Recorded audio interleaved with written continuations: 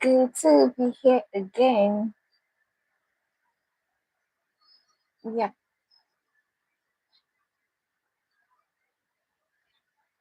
Hi, it's good to be here again. Welcome to my live stream on a Monday afternoon. And today I'll be talking about something that is so interesting, something I love to talk about. I guess it's in the topic. It is about library, creating a mini library for your child at home. I love to talk about that, and I had even made a video about this topic before now. If you check my list, the list of videos on my channel, you're going to see that video. But I think that video didn't do justice to that topic. I have a lot to talk about.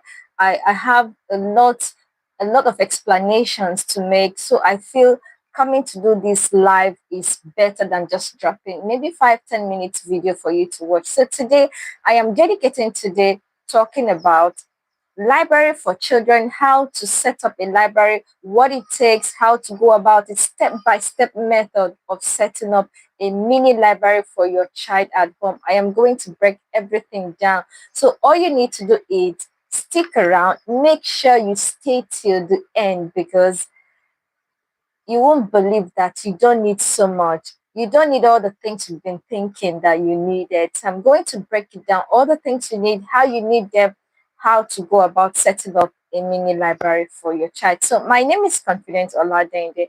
I help parents raise children who love to read. I give out practical tips, suggestions on how you can read with your children at home so that they can start falling in love with books. So welcome. If you are new, all you need to do is click on the subscription button and make sure you follow me.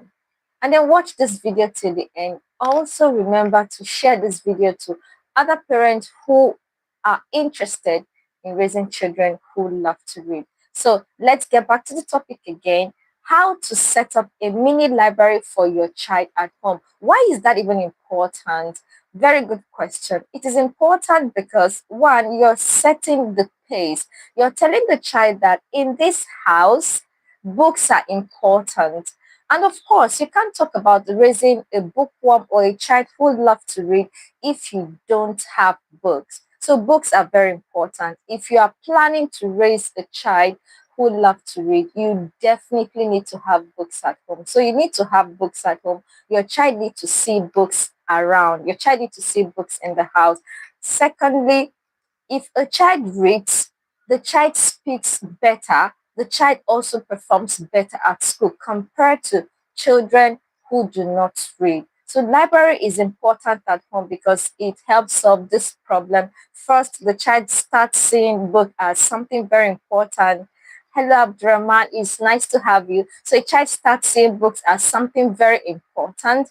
A child sees book as a part of the family's culture, and the child start reading in subconsciously. The child start reading because books are part of the house. And the next thing is the child's English improves, and the child overall performance at school also improves. So with all of this, library is a must have if you need your child to do better at school, and if you also need to raise a child who love to read. Abdurrahman, thank you. I am doing well. How are you too? I hope you love this topic. Make sure you stay till the end because I'm going to show you all you need to do to raise a child who loves to read. So now that I've talked about why library is important, how then do you start? What are the things you need to set up a library? Hmm. Can you guess? Some people think you need a huge amount of money. No, others think you need um, a big house, a spacious apartment. Not really. Some also think you need to have a lump sum, go to the market or a bigger library, then get or a bookshop, buy so many books for your children. That is also not it.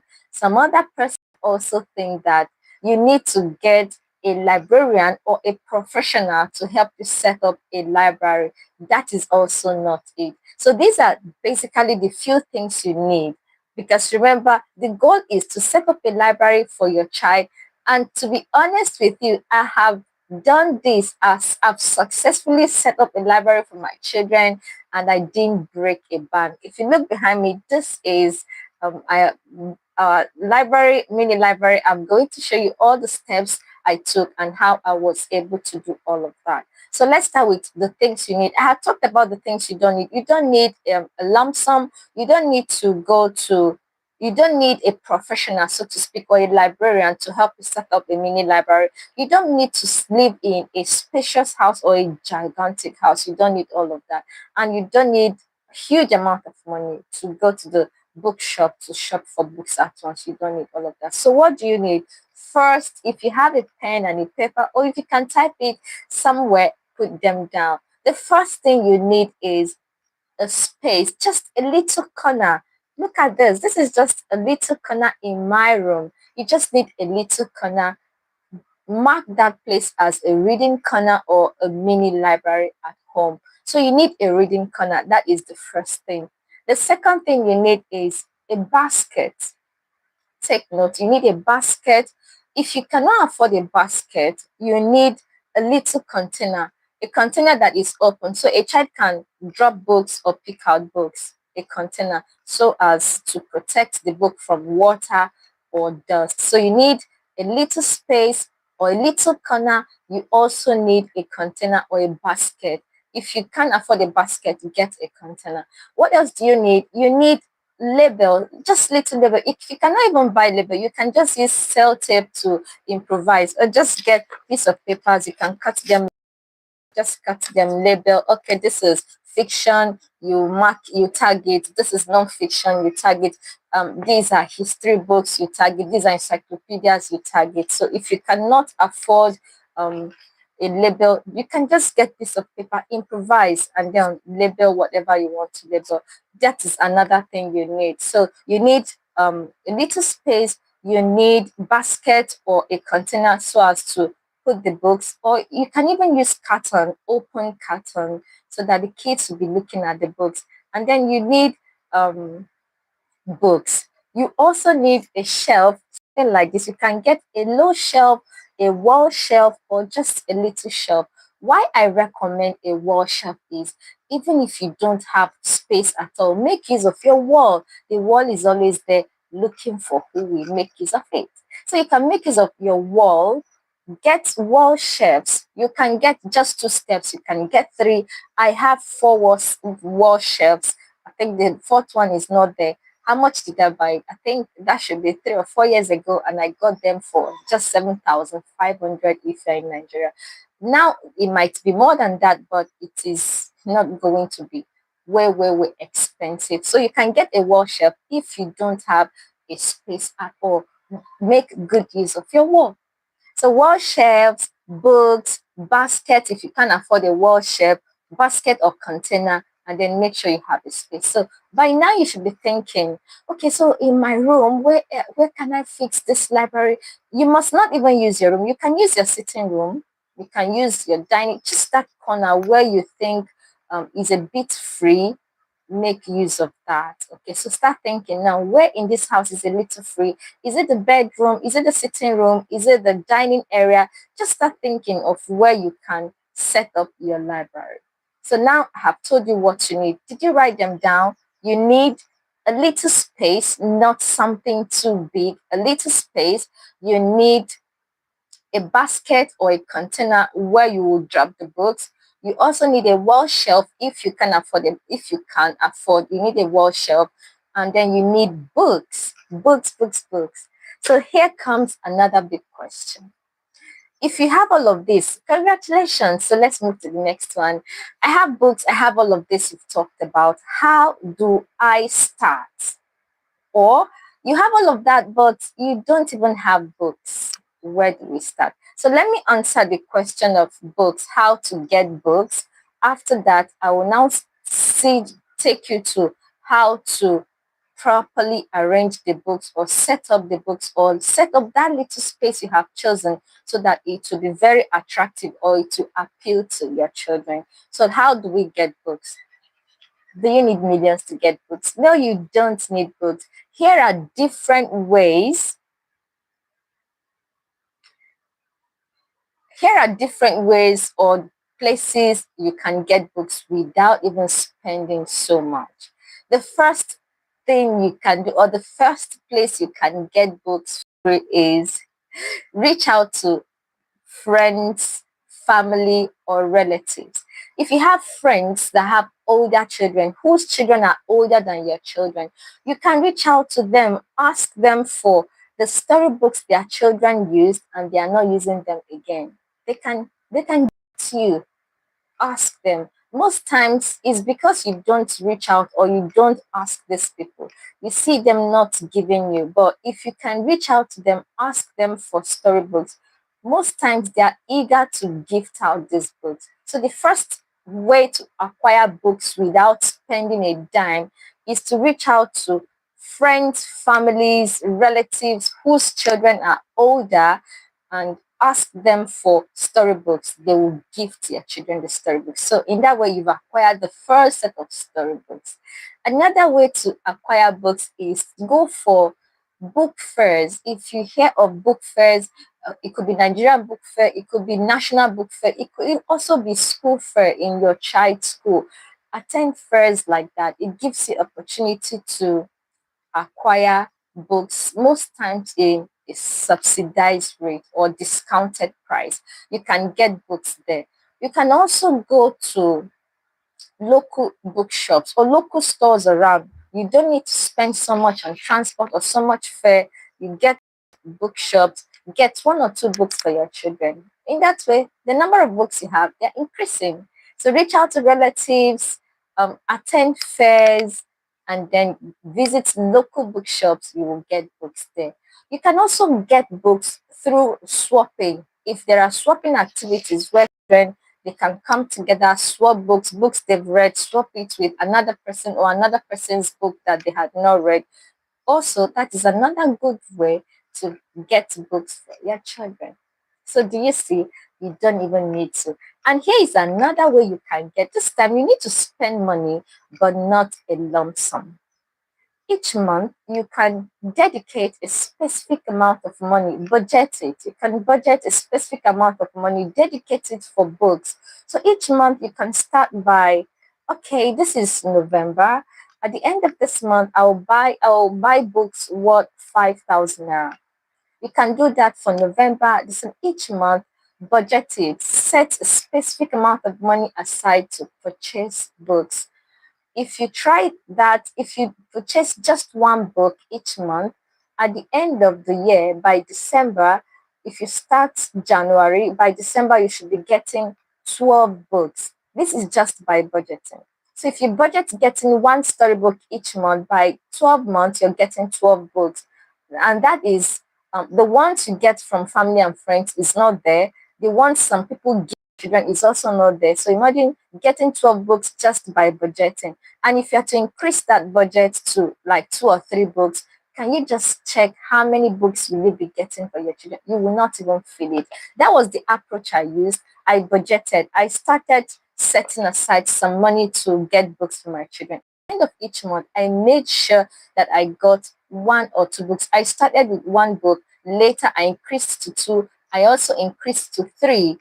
And before you know it, we have so many books. So you can start use that approach too. So aside from getting from family and friends, going for book fairs, you can also budget getting books. Budget it. Make sure at the end of each month you get a book. You can start with as low as 2,000 naira.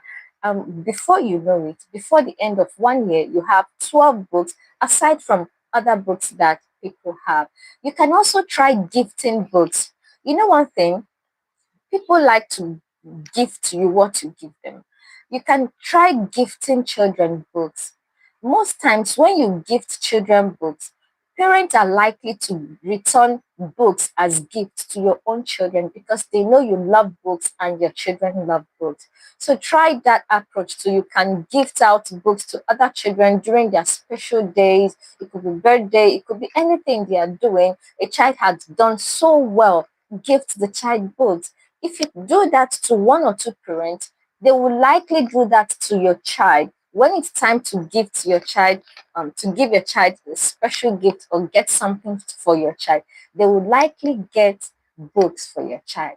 So can you imagine the number of books you have acquired without feeling it? And that is the idea, how to set up a library for your child at home without you feeling the burden, without you having to sit down, calculate the cost, drive to the market or the bookshop, acquire books, carry them on your head or carry them to the, no, that is it. So step by step, you've been able to, you get a space, you get a basket or a wall shelves like mine, then you start gradually start acquiring books, reach out to relatives, friends, go for book fair, gift children books so that you can get books in return because it works like that, and then budget specific amount of money each month to get books.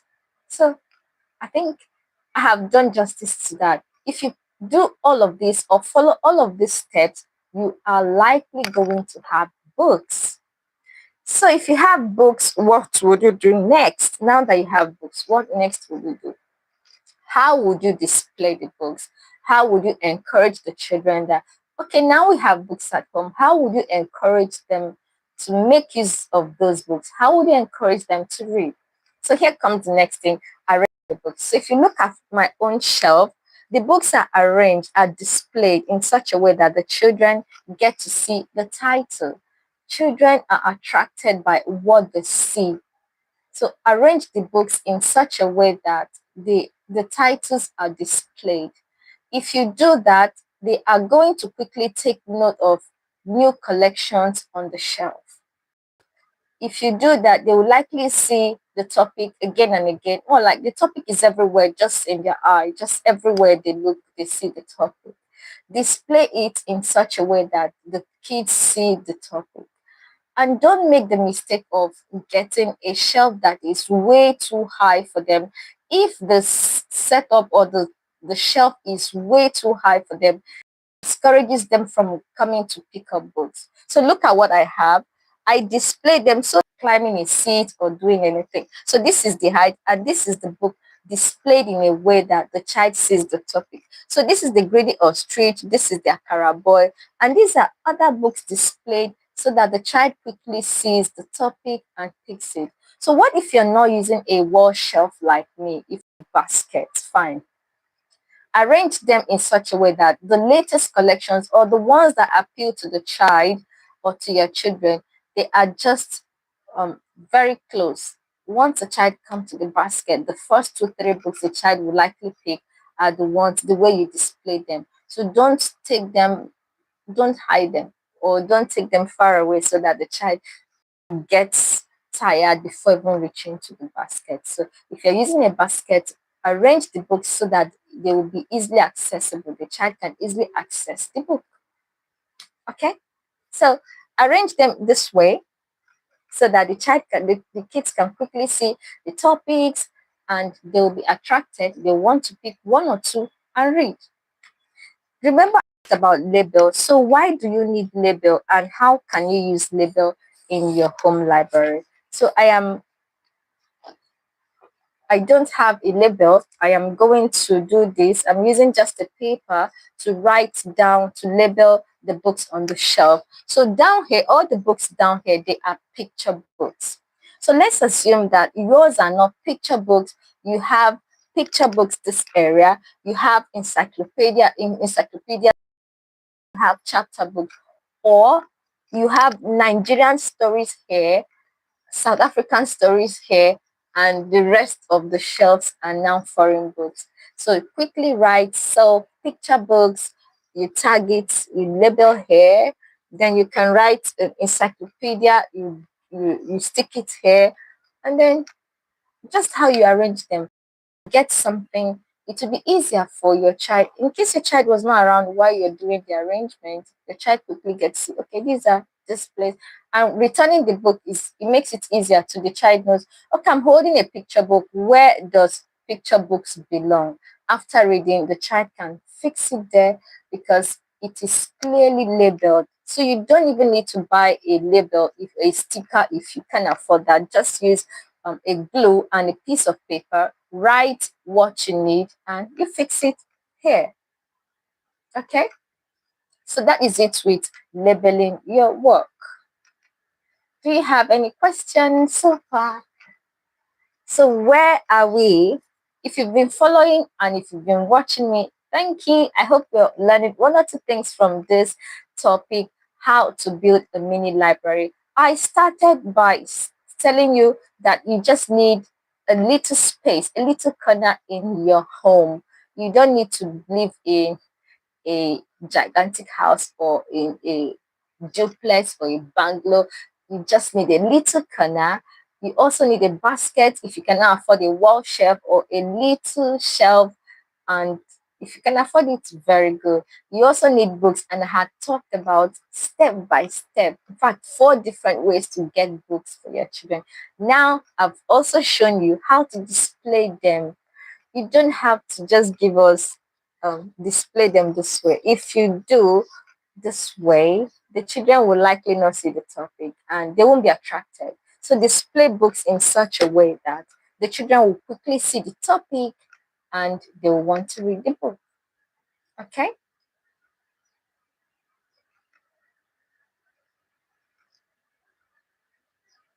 So now that you've displayed the books, how do you encourage children to make use of the little space that you've created? Did I also mention that you need somewhere for them to sit? If you can afford seats, plastic seats, fine.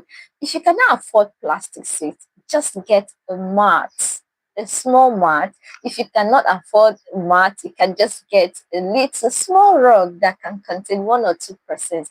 Just neatly keep it by the shelf side, by the reading corner. If you can also afford throw pillows that are very colorful, please go ahead. Arrange the corner, make the corner comfy, make it very attractive. Let it be luring the children. The children will want to come to that reading corner. So now books are there. I am just imagining books are there, throw pillows are there.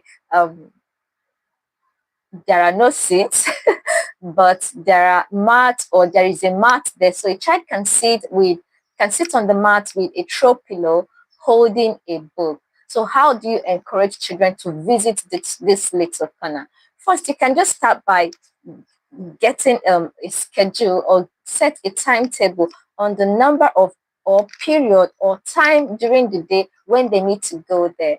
If you do that, encourage them. So it's time for you to go and pick a book and read. During that time, for a start, you need to go there with them. Don't just let them go alone. You need to go there with them, sit with them, at the initial time or the initial stage that your library was formed, sit with them at the reading corner. Sit with them, pick 1 or 2 books, read with them. It could be a read aloud session, or you guys take turns to read. You read a page, your child reads a page. I enjoy reading, taking turns to read. While I read one paragraph, my son reads the other paragraph. It makes me want to read more. It also makes him want to read more. You can start with that. In that corner you have, do not force your child. For the At the onset, make sure you schedule or you map out time to visit the library. Yeah, map out time to visit the reading corner, and while there, sit there with your child. Here, here is now here is a reminder that since the reading corner is meant for your child, and the location you use or you choose also matters. If you choose a location at home that is very busy, it will likely distract your child will get distracted easily. So I recommend you choose a corner in the room where people are likely not to visit, or a space where people there are less distractions, no television sets, no computer games, so that your child will not be distracted. So that even if you sit with your child in that little corner reading or taking turns to read, there won't be distraction. Even if there will be, to just be less distraction. So schedule reading time for your child, and for a start, sit there with the child and start reading. You don't have to start with 1 hour reading or 2 hours reading. 20-30 minutes is enough for a start, because the goal is to get this child get interested in reading, and then let the child get comfortable with coming to this corner and picking a book to read. So don't even start hard. Make it easy for your child. Set up just small rule. So this is time for us to go and read. Go there, sit and read. Read with your child for a start. And once you guys are through, you say bye to the corner till another day. The more you visit that place with your child, you're telling your child that this corner is for you and it is very important. It is so important that if you don't come here, it means you don't value this place. And each time you come here, you don't leave as you came. You are learning something, you need to improve. So this is where we are. Stay with your child in that corner and make sure you pick one or two books and read. If you also have friends, if your child or children have friends, they can bring them to that reading corner, spend some time there, read with them, before leaving. So your children's friends now know that, oh, your child likes book, your children love books, and they can also start loving book like that. So we are spreading the word. Children should love books, and children should should form the habit of reading and also inculcate that to their friends. So far, I've talked about a whole lot: getting books, setting up a library, and now encouraging your child to read. Please take note. You don't have to force your child to pick a particular book or to read a particular book. The goal is to help your child fall in love with books. So it's a gradual thing. You just set up the library. So take it easy with the child. Start by allowing the child to choose what he or she would love to read. Your preference might be different from your child's preference. So let your child choose what to read. You're encouraging your child by reading along with the child so that if you're not there, your child will continue reading. So don't start by forcing your child. I have got all of these books, so you must start reading all of them. No, it does not work that way. Allow your child to pick what he or she would love to read. After all those books are appealing books. So let the child start with what he or she would love to read. Then with time, you can now decide or even encourage or suggest which of the books he or she is to read. But for the meantime, do not force the child what to read and how to go about reading it. Let the child choose, even if it's a comic or a book that has just a few pages. Please let the child choose what to read and do not interrupt. With time, your child will fall in love with books and will go to that corner, spend a reasonable amount of time without you even knowing that. But you have to start somewhere. Allow the child to choose. Encourage the child by sitting by the child and read the book with the child. You can even go ahead discussing that book with the child in that corner. So you're advertising the corner, and the child will see that you poured your heart. The child will also want to make good use of that corner. So your money is not a waste, and that space is not a waste. So did you see that gradually, without spending so much money, you have built a library and you have encouraged your child to see the need to constantly sit in this small area and take a book. With time, your child's vocabulary will improve, your child will start speaking well, your child will start doing better at school, your child's overall performance will increase because there are books at home and your child reads. Intentionality is very important. It is not a one-off thing. It is something you start up and it becomes a part of the child's life. Because you bought 20 books last year does not mean you are not going to buy again this year. And if you have succeeded in raising a child who loves to read, you won't even know that how much you end up investing in books. And you are not going to feel it because the result is obvious. It is reflecting, your child is reflecting the result. Your child is showcasing all the things he or she is learning from all the books you are buying. So what is stopping you from getting a mini library? Is it a space? You have walls. Use the walls. Use wall shelf. If you cannot afford a wall shelf, you can afford baskets. And if you cannot afford basket, you can just get containers, clean it well, let it be open, get it in such a way that you can open it in such a way that you can fix books and your child can pick up and return those books in a very neat way. So what are you waiting for? You can successfully get or set up a mini library for your child at home without breaking a bank. And if you have a whole lot of money to do that, what are you waiting for? I am encouraging you to go ahead, set up one for your child, but do not make the mistake of forcing your child to read simply because you had spent so much acquiring those books. Let your child be the person to choose what to read, especially at the onset. And make sure you encourage your child by sitting by your child. Have a read aloud session. Take turns while reading. Even if your child can read, it is not a bad idea that you read with your child. And if your child has not even started reading, reading together or reading for your child becomes a must. Make out as little time as 10 minutes in your little corner. Spend that 10 minutes with your child. Read. Make sure your child picks a new word, a new vocabulary, a new expression from the book. Do you know what I have noticed again? I have noticed that children who read more, they hardly make grammatical errors or commit grammatical blunder as children who do not read. So you keep telling a child, don't say this, don't say that, because the child does not even know the right one to say. The child hears people say things the wrong way, but does not know they are the wrong things. But a child that reads often, a child that reads regularly, meets good expressions, and the child takes this expression, say them in real life.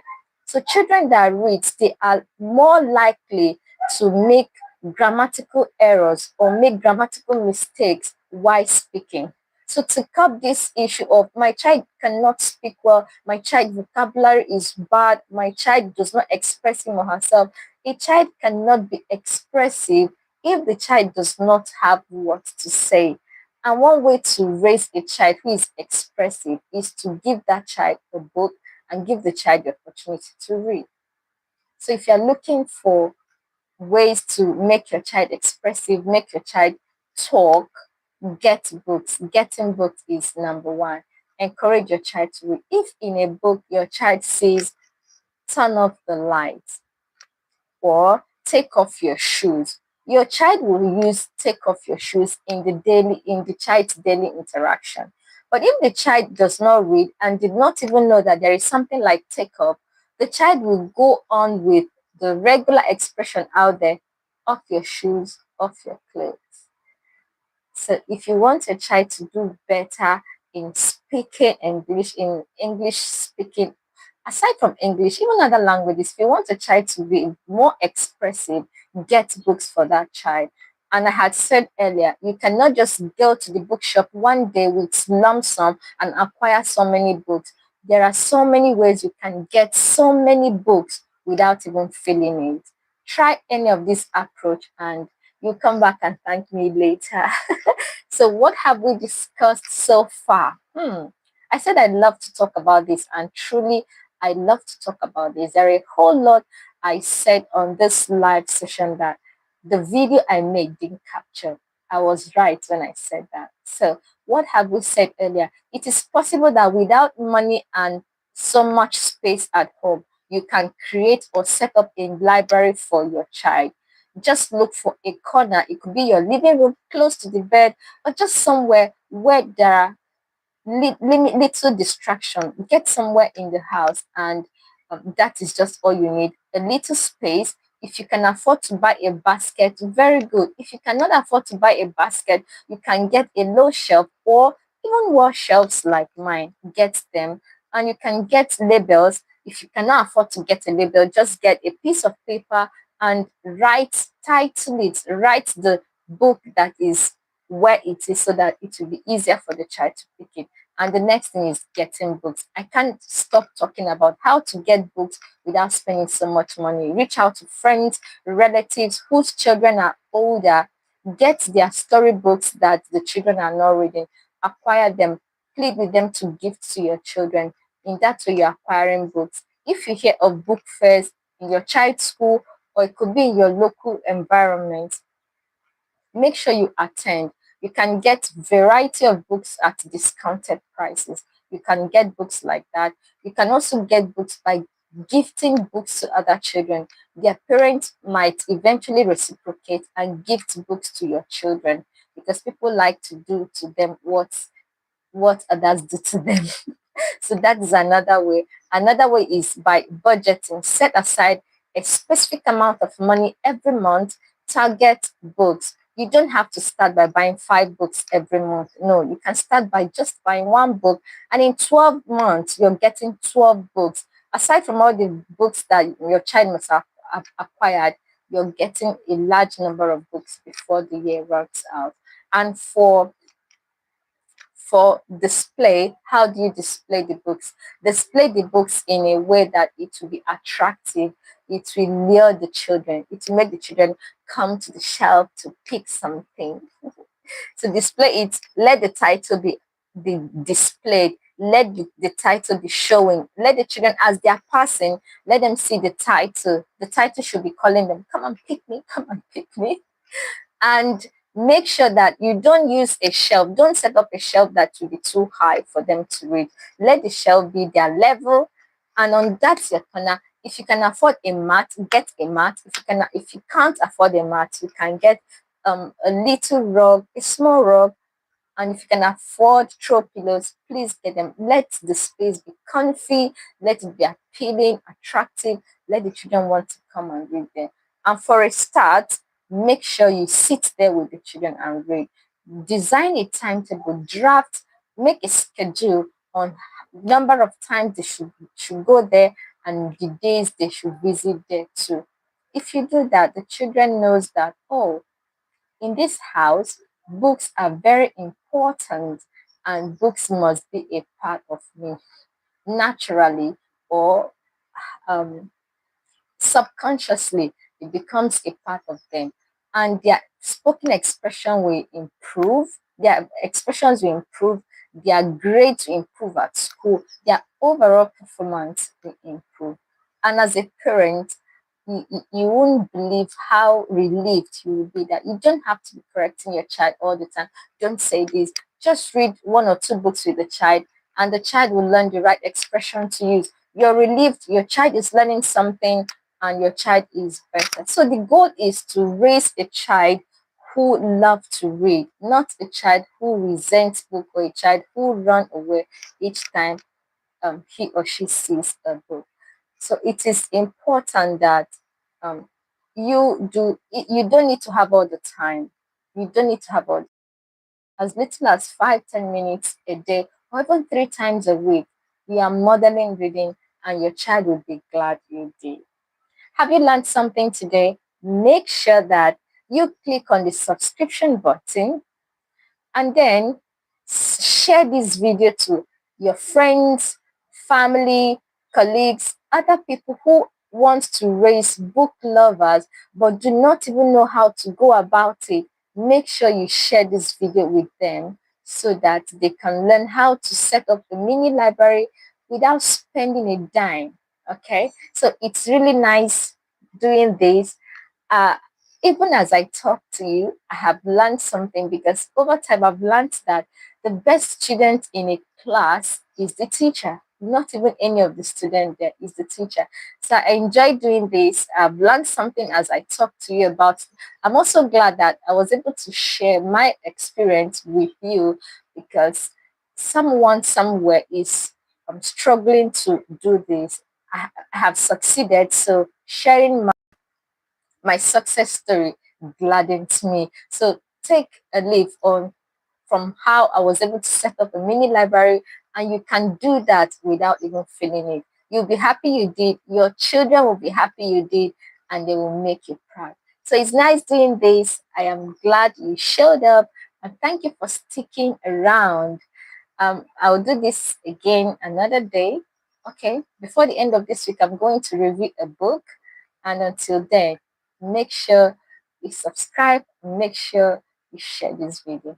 Thank you, and I'll see you another time. Do you have any question for me?